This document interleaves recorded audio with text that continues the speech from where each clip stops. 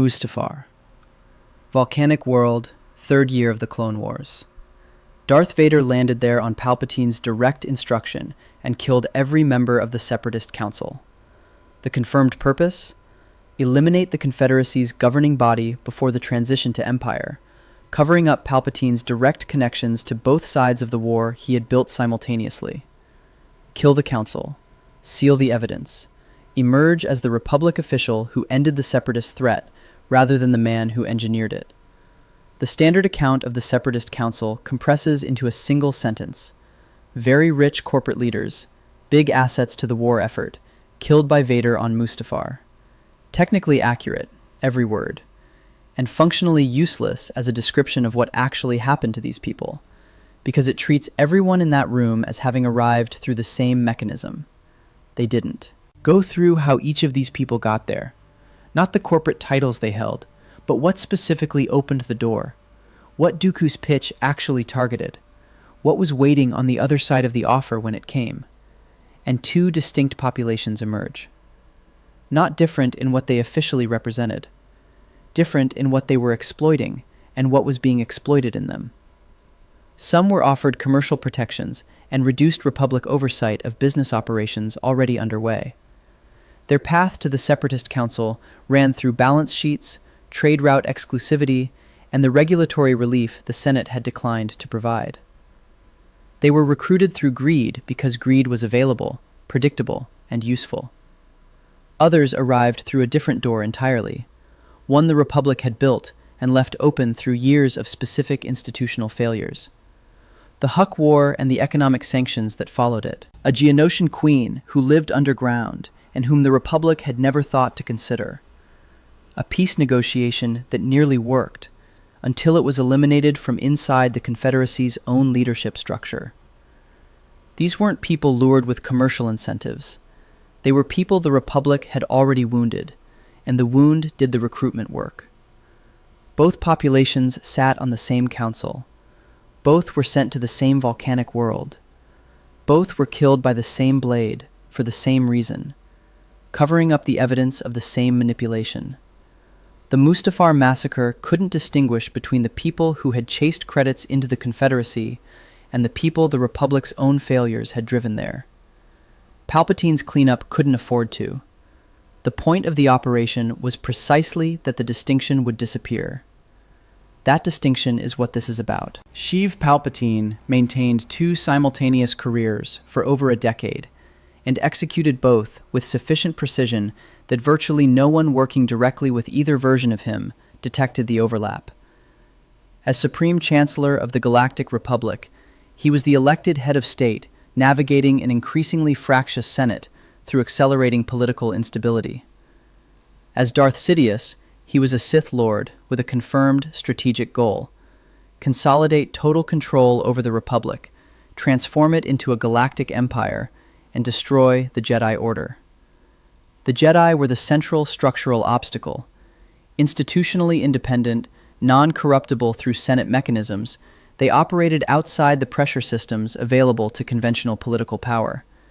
The only mechanism that could neutralize them was military, specifically one that ran long enough and at sufficient scale to justify the emergency powers necessary to permanently restructure the Republic's governing architecture. Emergency powers granted temporarily don't become permanent on their own. They become permanent when the emergency never resolves, when the conflict requiring them extends across years, until the powers stop feeling like an exception and start feeling like the normal condition of governance. That required a war. The war required a funded opponent capable of sustaining a multi-year conflict. The opponent required organized leadership with enough institutional weight to claim political legitimacy and hold systems in alignment with the Separatist cause across the full length of a galactic conflict. Palpatine built that opponent through Count Dooku, a former Jedi Master of distinguished reputation, who had left the Order and taken the Sith name Darth Tyrannus. Throughout the first decade of Palpatine's chancellery, Dooku applied personal wealth, galactic credibility, and the social capital of a man who had spent decades as a respected public figure to recruiting entire star systems into the Separatist movement. The Trade Federation, the Techno-Union, the Intergalactic Banking Clan, the Commerce Guild, the Corporate Alliance, the Geonosian Hive, assembled at Geonosis for the war's formal opening, all recruited through Dooku, all functioning as pieces on a board they couldn't see the edge of. Dooku's recruitment apparatus ran on two fuels. For most of the corporate membership, it ran on commercial incentive, the promise of reduced Republic oversight, trade route exclusivity, regulatory relief, and the resources of systems that breaking from Republic jurisdiction would place under Confederacy control. A straightforward proposition. Here is what you get.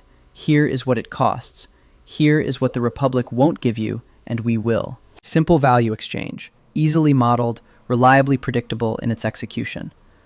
For others, the pitch ran on something the Republic had produced entirely on its own. Institutional wounds, specific grievances, documented betrayals that Dooku hadn't manufactured and didn't need to.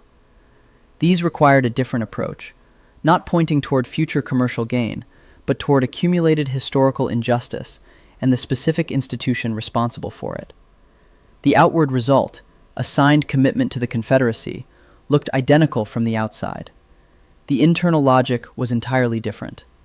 Dooku backed coups on Ryloth and meddled in the affairs of Kashyyyk, Sullust, and Onderon, actively spreading instability to give the conflict geographic weight and justify the Republic military response it was designed to generate. He had also orchestrated the death of Jedi Master Sifo Dyas and absorbed the clone army project Sifo Dyas had quietly commissioned years earlier. The droid armies the Council's corporate members financed, Palpatine controlled through Dooku. The clone armies the Republic believed were its salvation, Palpatine controlled through the command infrastructure embedded in every clone soldier's programming from the beginning. Order 66 sat dormant in millions of soldiers for years. The war had two armies and one author, and nobody on either side possessed the information required to see it. The Council knew they had a Sith patron. Gunray, Tambor, and the others were aware that Sidious existed, that an extraordinarily powerful dark side figure was providing strategic backing through intermediaries like Dooku and Ventress. That knowledge gave them confidence they believed was justified. What none of them possessed was the one specific fact that would have inverted everything.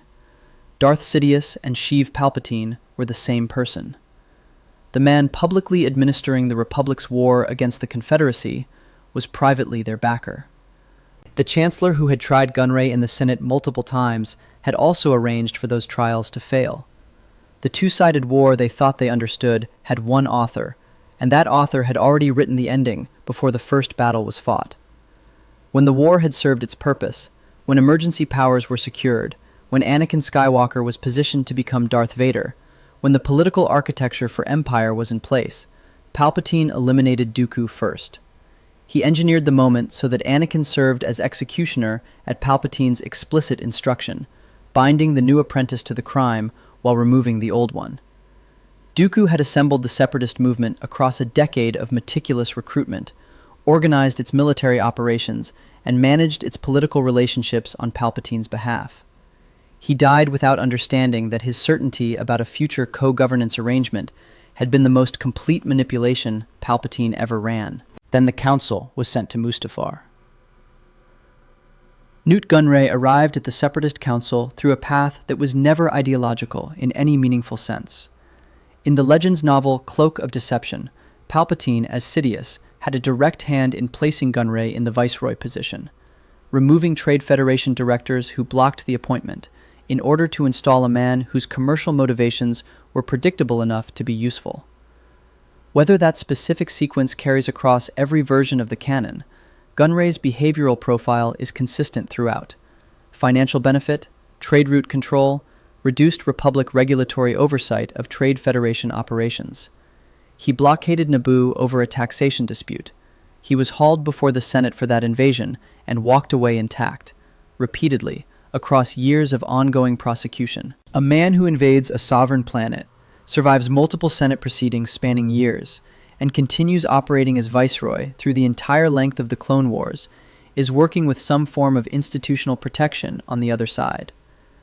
That protection tied, however opaquely, to a patron who still needed him operational, and who had sufficient reach inside Republic structures to produce that outcome reliably. This is the precise shape of Gunray's situation, correctly calculating every variable he could see, catastrophically blind to the one variable that had been structurally removed from his information environment before he made any decision at all. He wasn't naive. He wasn't foolish. He was operating inside a carefully constructed information space that excluded the specific fact that would have changed his calculation entirely. His math was sound. His model of the situation was missing one input, and that input was the most important one. Wat Tambor, foreman of the Techno Union, pledged his organization's resources publicly on Geonosis, bringing manufacturing infrastructure that gave the Confederacy's droid armies their industrial backbone. His relationship to the Separatist cause tracked directly with the Techno Union's balance sheet from the first public declaration to the final gathering. During the Clone Wars arc on Ryloth, he occupied the planet and stripped its resources systematically for the Techno Union's direct operational benefit, looting a world the Republic was fighting to liberate, enriching himself from the military conflict while it burned around him. He moved against fellow council members when it served the Techno Union's position. His loyalty to the Confederacy extended precisely as far as his accounts, not one credit further. Rune Hako, settlement officer of the Trade Federation, was present from the Naboo blockade through the Council's final gathering, Gunray's closest organizational deputy, at every major junction of the Trade Federation's separatist involvement. His own motivations tracked continuously with Gunray's. Trade Federation commercial interests, organizational protection, the same fundamental calculus applied with less individual initiative. He followed the Viceroy's lead into a structure neither of them could see the bottom of, and arrived at Mustafar as a consequence of having made every available decision correctly by the only model he had access to. Shu Mai, Presidente of the Commerce Guild, brought resource extraction infrastructure to the Confederacy's supply chain, the material backbone that kept the war economy functional across multiple systems. Her presence on the Council represented control over commodity flows that sustained the Confederacy's military operations in the outer and mid-rim systems, where the Commerce Guild's operations were concentrated. Her interests were served by a separatist victory that restructured the Republic's commercial regulatory environment in those regions. Whether she won or lost the war was secondary to how the war's running affected the balance sheet. Passel Argente carries a slightly different profile, and the difference is worth sitting with. He served as magistrate of the Corporate Alliance, an organization that reads as purely commercial, but he came to that role via the Republic Senate. He was a former senator before his separatist affiliation.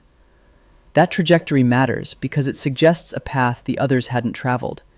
He had tried the Republic from the inside, worked within its institutional structures, and left. His defection carried specific signal value to watching systems, a Republic insider concluding that the alternative was preferable, suggesting to fence-sitting systems that the Confederacy had attracted people with genuine institutional experience of the Republic who had decided it had failed them.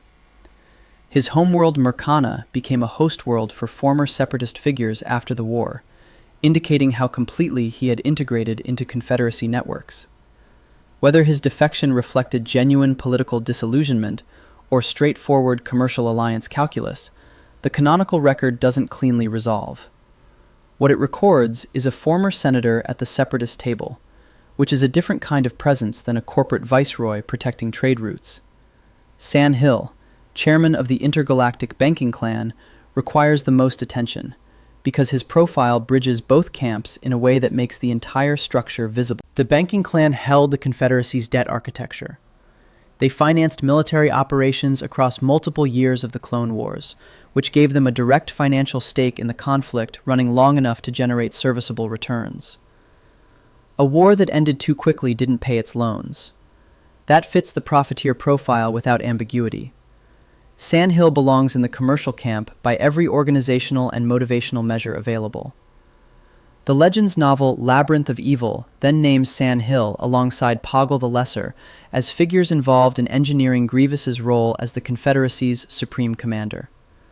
This is a single Legends source and carries the confidence of that designation. But what it points toward, if the account holds, is something the standard council summary entirely misses. At least one of the credit chasers understood that legitimate wounds produce more effective soldiers than financial incentives will ever generate, and participated in the conversion of a living Kaleesh warlord with real historical grievances into the operational weapon the Council's war required. Sandhill's commercial profile doesn't exclude that participation. It contextualizes it. A profiteer who grasped that some forms of raw material are worth manufacturing. The profiteers didn't simply coexist with the exploitation of genuine wounds. According to that Legends account, at least 2 of them helped operate it. The Lesser. That word appears in every account. Archduke Poggle the Lesser, early Separatist backer, creator of the battle droid designs that armed the Trade Federation, present at the founding Geonosis gathering, killed at Mustafar with the others. The condensed record. Corporate contribution, war function, volcanic death. The title passes through every profile without comment, treated as though it were simply a proper name with no semantic content. It isn't a proper name. It's an origin designation, and it contains a story the condensed account never reaches. Poggle was born into the lower caste of Geonosian society, the structural bottom of a rigidly stratified species whose hierarchy was embedded in biology and birth assignment. The title derives directly from that status. In Geonosian political nomenclature, an archduke born below the social line carries the designation the Lesser for the duration of the role, not as irony, not as a personal identifier, but as a descriptor of a specific relationship. The archduke is lesser relative to something. The title is telling you that something greater exists. That greater exists, lives underground, ran the actual governance of Geonosis from beneath the planet's surface throughout the entire Clone Wars period, and never appeared in a single Republic intelligence report or Senate deliberation on Geonosian separatist membership. Her name is Karina the Great, Geonosian Queen of the Stalgasan Hive, ruler of Geonosis during the Clone Wars, a confirmed canonical figure with an official Star Wars databank entry and a direct appearance in the Clone Wars animated series. Not a Legends elaboration, not a fan extrapolation. Anakin Skywalker and Obi-Wan Kenobi discovered her in the catacombs beneath Geonosis' surface in a canonical episode. She was there, underground, governing throughout the entire period the council table above her was conducting separatist business. Geonosian civilization is organized around the Hive as its fundamental biological and political unit. A caste-based species, drones, warriors, elites, stratified from birth by function and social position, with each hive led by a queen at the absolute apex of the structure. Queens don't govern through election or institutional promotion. They govern through pheromonal control across the hive's biological network and through the authority to install, manage, and replace the visible leadership that handles administrative and diplomatic functions too distributed for direct biological management. The queen controls appointment. She controls succession. Every archduke holds the position because the queen placed him there, and retains the authority to remove him. Karina the Great was sedentary, underground in the Geonosian catacombs, governing from a position of permanent concealment. She didn't appear above ground. She wasn't in the room when Obi-Wan Kenobi observed the founding separatist gathering on Geonosis. She didn't appear in any Republic intelligence picture of Geonosian political leadership. What she did was appoint the Archduke who represented Geonosis at those tables, and the appointment authority remained with her permanently throughout. After Poggle's death at Mustafar, the sequence confirmed in the canonical record is explicit. A new Archduke was appointed by the Hive Queen. She had installed, directed, and would replace the visible face of Geonosian governance across the entire period. The Archduke's authority derived from her appointment and didn't transfer independently. Wikipedia describes Poggle's actual political position using one word that contains the full reality of Geonosian governance: nominally. He was nominally in control of the Stalgasan Hive while being subservient to the sedentary, hive-minded Queen Karina the Great. Nominally. Surface governance, the visible face the galaxy encountered when it mapped Geonosian leadership, with the intelligence that appointed him sitting in the catacombs below, coordinating decisions with him, receiving captives he brought before her as tribute, ready to install his replacement the moment he was gone. Poggle brought captives before Karina. He coordinated decisions with hers. He transferred the Death Star schematics to Dooku, specifically to prevent the Jedi from securing them at Geonosis, a decision operating within the political architecture of the Hive. These details are in the canonical record, and they describe a relationship the standard account never reaches. Not a corporate executive making autonomous separatist investment decisions, but a proxy, operating within a governance structure that ran considerably deeper than anyone at the council table appears to have correctly mapped. The Legends account adds a further dimension. In that timeline, Poggle's ascent to the Archduke position involved climbing out of the lower caste through political revolt, seizing the role from near zero social standing. The title stayed regardless, because the title isn't about the holder's achieved status. It describes the holder's permanent relationship to a greater. He could revolt his way to the visible apex of Geonosian governance and still carry the lesser, because the relationship the title describes doesn't change with personal achievement. The greater remains the greater. The Republic never acknowledged Karina the Great in any political or diplomatic context throughout the Clone Wars period. Not once in the canonical record did Republic diplomatic channels, Senate deliberation, or military strategic planning engage with the actual governing intelligence of Geonosis. Their political map of the planet stopped at the Archduke. Every Republic assessment of Geonosian separatist allegiance, every calculation about the battle droid factories, every strategic analysis of what political motivations Geonosis might have and how to address them, was built on a model that excluded the person who actually held the appointment authority on the other side of the negotiating table. The Republic had been mapping a face and treating it as the complete picture, because looking past the visible surface of governance to find the intelligence directing it from underground was apparently not part of the institutional toolkit. This wasn't a failure born of limited resources or battlefield intelligence gaps. It was a systematic failure to examine a non-human governance structure on its own terms, rather than through the Republic's template of what governance looked like. Visible representatives, surface institutions, the political faces that showed up at meetings. Karina wasn't invisible because she was hidden from a competent observer. She was invisible because nobody thought to ask what was underground, because the Republic's model of Geonosian governance had never included the possibility of a directing intelligence that didn't appear above the surface. When Dooku arrived on Geonosis and recruited Poggle the Lesser to the Confederacy, whether he correctly understood he was speaking to a proxy rather than an autonomous political actor isn't resolved in the canonical record. Whether Dooku mapped Geonosian governance accurately and negotiated with Karina through Poggle, or simply treated the Archduke as Geonosis's decision-maker in the same way the Republic did, the arrangement that brought Geonosis's battle droid production capacity into the war was made through an intermediary whose authority derived from a queen the other side had never needed to consider. Whether Poggle's separatist allegiance represented Karina's directive, his own political calculation within the space her appointment gave him, or both simultaneously, the canonical record doesn't resolve this cleanly.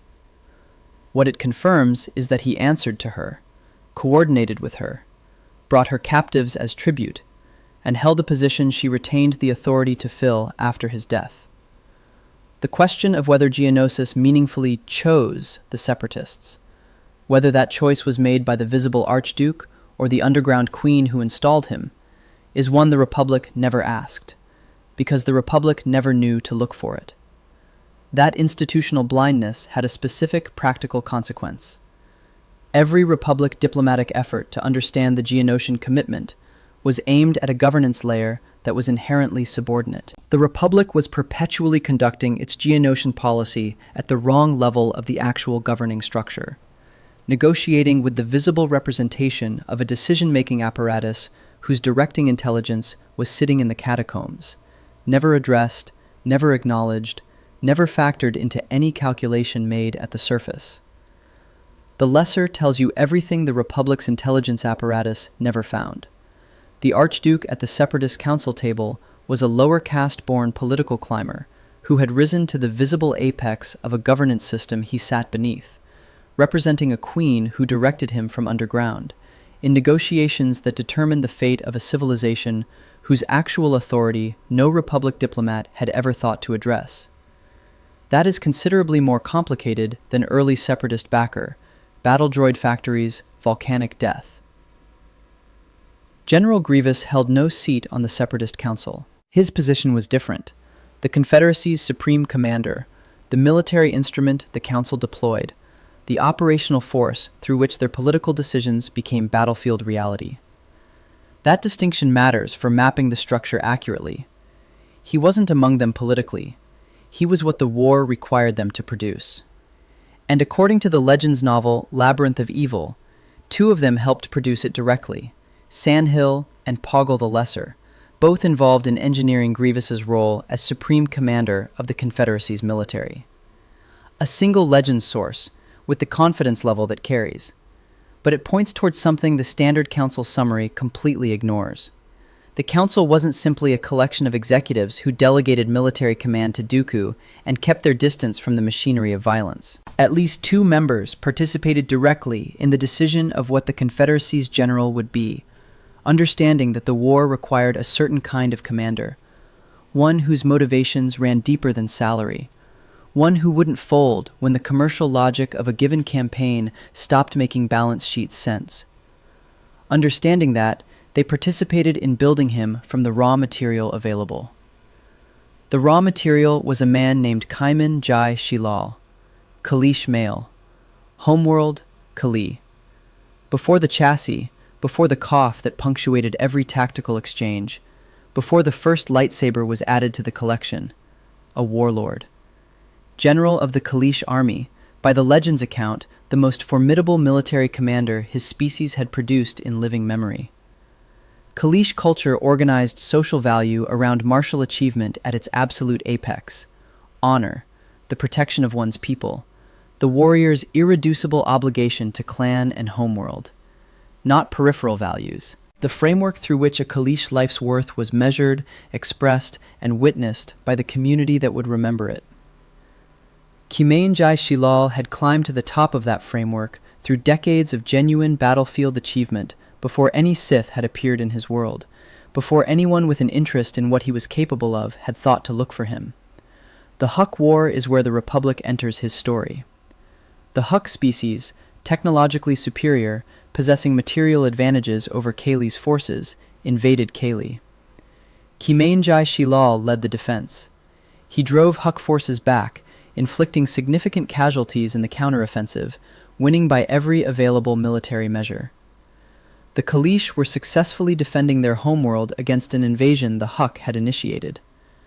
The Huck had also desecrated sacred Kaleesh burial grounds on colony worlds during the conflict, a violation that, in Kaleesh cultural terms, demanded specific response and redress. He kept fighting because his culture demanded it, and because by every standard his culture recognized, he was winning the war he was obligated to win. Then, the Republic dispatched a Jedi-led task force.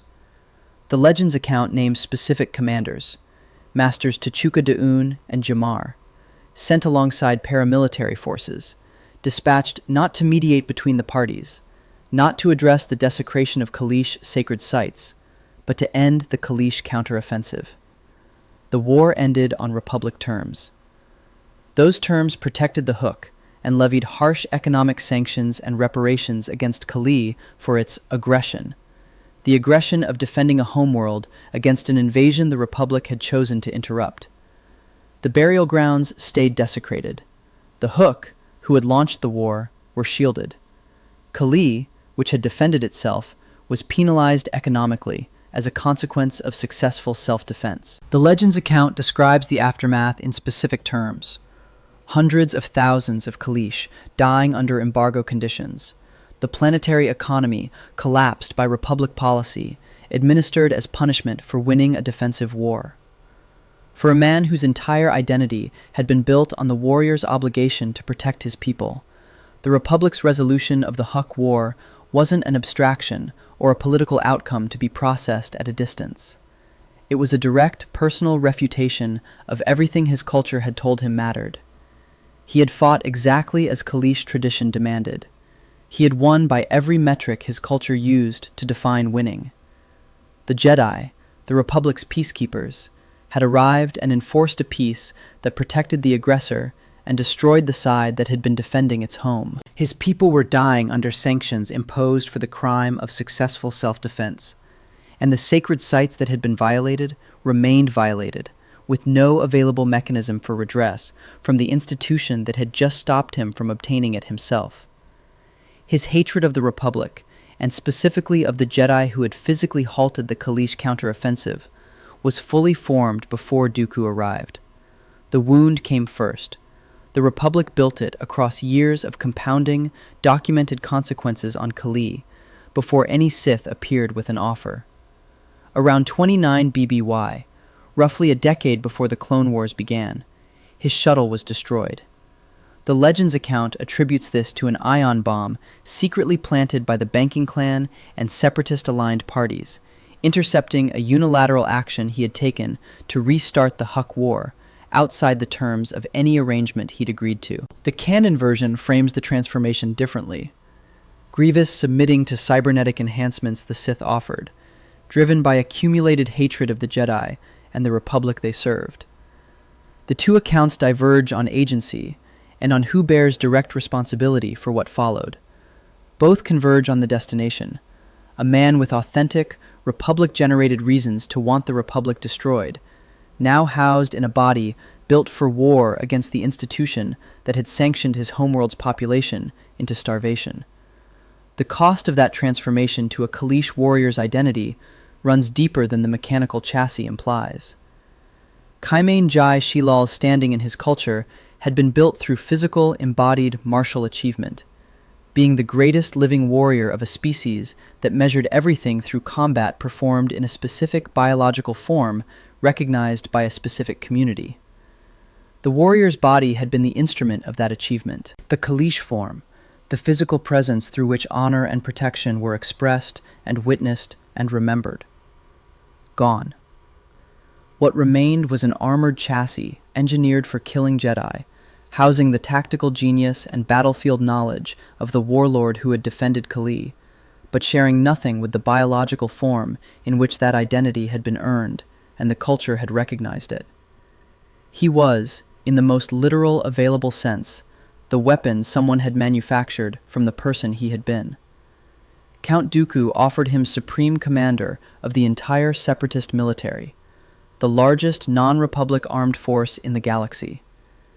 The inducement wasn't trade terms, not commercial protections, not the kind of offer that worked on Gunray or Tambor or Shumai. The specific incentive documented in the canonical record, the opportunity to kill Jedi. The institutional representatives of the power that had halted the Kaleesh counteroffensive, imposed the sanctions, declined to address the desecrated burial grounds, and set in motion the conditions that killed hundreds of thousands of Kaleesh under embargo. Dooku didn't need to construct a single reason for this offer to work. The Republic had already built every reason across years of compounding consequences on Kalee. The pitch pointed towards something Kaimane Jai Shilal had already been trying to reach when the shuttle went down. Hold that against Gunray. Dooku's pitch to the Viceroy was transactional. Join us, protect your trade routes, secure the commercial concessions the Republic won't provide. His approach to the Kaleesh warlord reached back to mass starvation, to desecrated sacred sites the Republic had declined to address, to a warrior culture's understanding of what justice requires. One is a business proposition.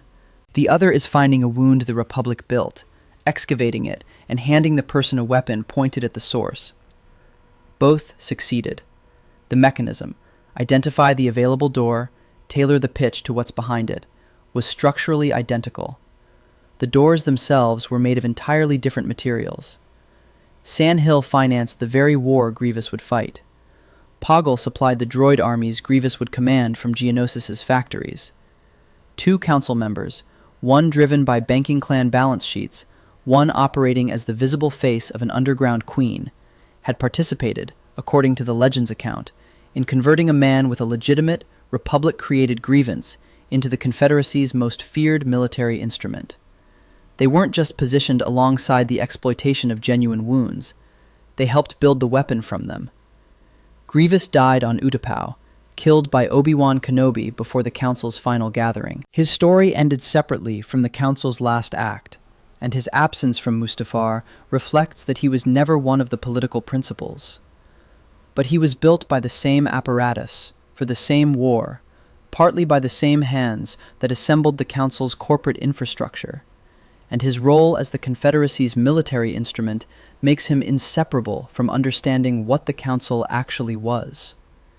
He is the clearest demonstration of the system's full operational range, from commercial contracts on one end to weaponized historical trauma on the other. The Separatist Council wasn't the full extent of the Confederacy's political life. The Confederacy had a parliament, a legislature that included figures with genuinely principled motivations for seeking independence from the Republic.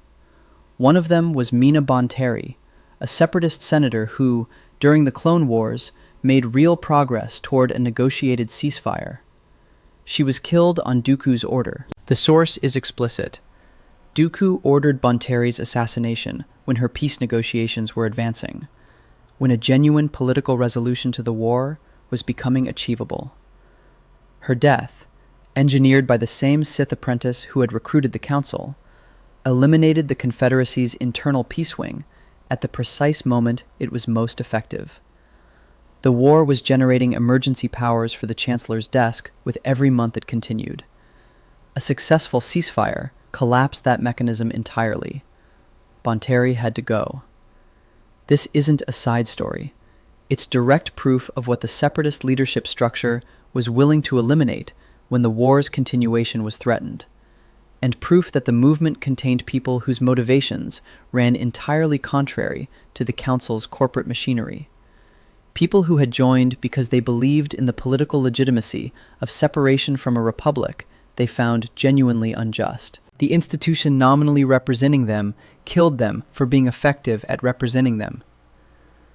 Dooku had cast wide enough in his recruitment that the Confederacy held both the mercenary and the principled, the wounded and the opportunistic, the proxy of an underground queen and the protectors of trade routes. When the principled threatened to produce a peace that served their actual convictions, the Sith apparatus at the Confederacy's operational center removed them. The commercial camp continued because it served the war's continuation. The war's continuation served the emergency powers accumulating on the Chancellor's desk. Mina Bonteri is the proof that the system actively maintained the distinction the standard account treats as non-existent. The Confederacy wasn't uniformly corporate. The Sith ensured that anyone within it who wasn't corporate, anyone with motivations that might produce an outcome other than prolonged war, was eliminated when they became effective. The corruption wasn't just at the council table. It ran through the entire structure, removing anyone whose genuine convictions threatened to resolve the conflict on terms that didn't serve Palpatine's timeline. Palpatine told the Council they were being moved to Mustafar for their protection. The canonical Revenge of the Sith novelization captures the framing directly.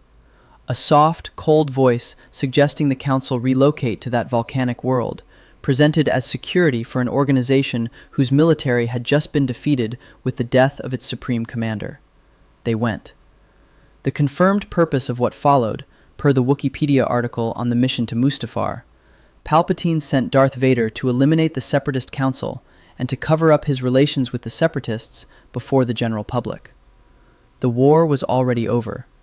With Grievous dead and the droid armies deactivated in the aftermath of Utapau, the Council had no remaining military capacity. Vader wasn't sent to neutralize a continuing threat.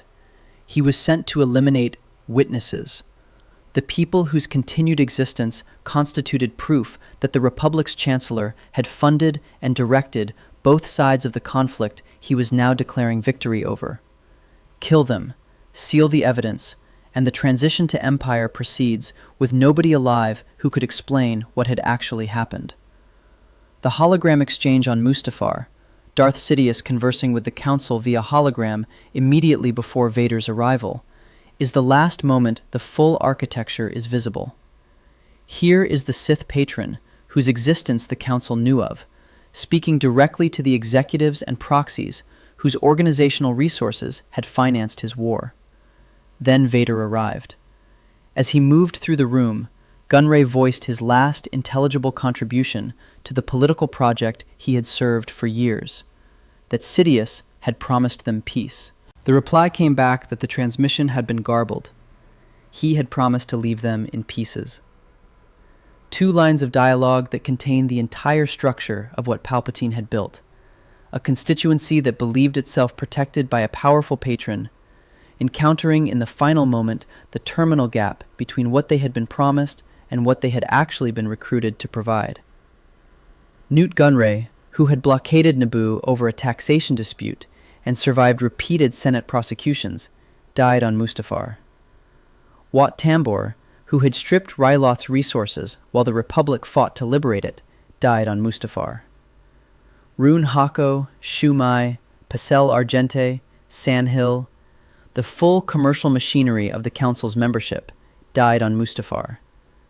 So did Poggle the Lesser, the lower caste-born archduke who had climbed to the visible apex of Geonosian governance while answering to a queen the Republic never acknowledged, who had supplied the battle droid factories, coordinated with Karina the Great in the catacombs beneath Geonosis, brought her captives as tribute, and held the position she retained the authority to fill after his death. He died next to Gunray. The man who had been operating as a proxy for a governance structure the Republic never mapped died in the same operation as the man who had simply been trying to protect trade routes.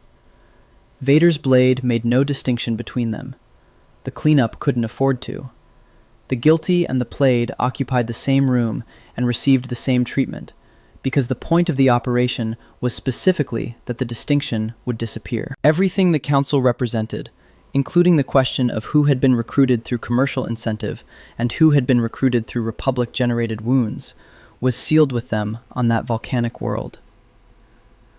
No Sith document declares a recruiting philosophy. No Dooku communication explicitly sorts the Council's membership into psychological categories. The canonical record doesn't show Palpatine consciously designating some members as credit chasers and others as wounded proxies to be weaponized from their wounds.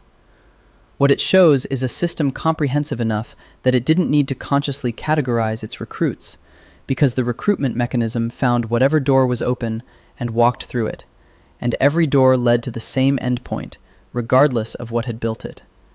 Gunray's door was commercial. Poggle's was structural. The pre-existing architecture of a Geonosian governance system that placed a proxy at the visible apex of a queen's authority, waiting for anyone who dealt with Geonosis to negotiate with the visible face and never ask about the intelligence directing it from below. The Kaleesh warlord's door was built by the Republic itself, across the specific documented consequences of the Huck War, left open long before any Sith arrived with a pitch. Bonteri's genuine political conviction made her an asset until it made her a liability, at which point Dooku eliminated her, and the war continued. The system used what was available, and removed what threatened to resolve things prematurely. It didn't need a sorting algorithm, because every available opening was already pointing toward the same conclusion. That is what the terrifying in the title is actually describing. Not the cackling theatrical Sith of the prequel's most operatic moments.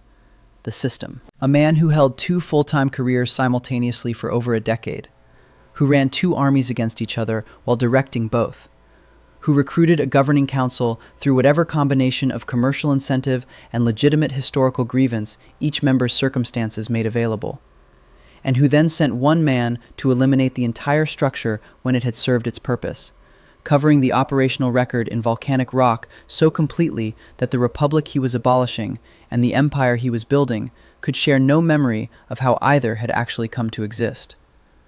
What died on Mustafar wasn't a uniform collection of war criminals receiving earned consequences.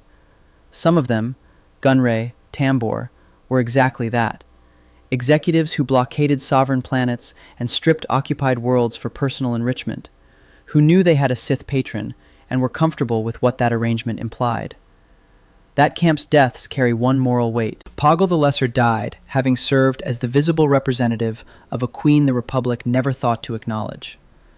The actual governing intelligence of Geonosis sat underground throughout the entire war, in the catacombs, directing the civilization through a proxy the Republic kept treating as the principal, because the Republic's model of governance had never required it to look any deeper. Whether Karina the Great had ordered Geonosis into the Confederacy, or whether Poggle had made that commitment within the authority her appointment gave him, is unresolved. What isn't unresolved is that the Republic's understanding of what it was dealing with on Geonosis was incomplete from the beginning, and that incomplete understanding became one more unexamined feature of the war Palpatine built from both directions. The Huck War's consequences for Kaylee. The failure to address desecrated burial grounds, the hundreds of thousands who died under embargo for successfully defending a homeworld against invasion. The Republic built all of that.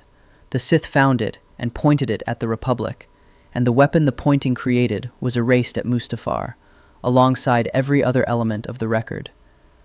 Palpatine declared an empire by suppressing a separatist movement he had organized through his own Sith identity, and the Council whose resources financed that movement didn't survive to explain the architecture of it.